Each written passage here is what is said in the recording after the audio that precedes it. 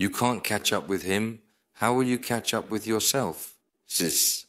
When Adam, Pibu, entered the realm of everlasting life, he pursued eternity with unwavering determination.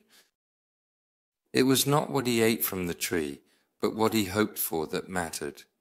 He hoped for infinity. He escaped from ending and exhaustion. However, there were no signs saying that you were ending, you were exhausted. Just like our lives, you are depleting day by day. Allah has given you 200 days here. Look, 99, 98 days are already gone. This one is also gone. Maybe it was already infinite. It just hadn't been named yet, but even its concern was enough. Therefore, even the fear of extinction is terrifying. That's why we were born in exhaustion. We have been aging and exhausting since the day we were born, but our ingratitude that ignores it, we spend our lives by putting tape on top of the filter, on top of the indicator. Wherever there is an indication of tiredness, we promptly place a tape in that location.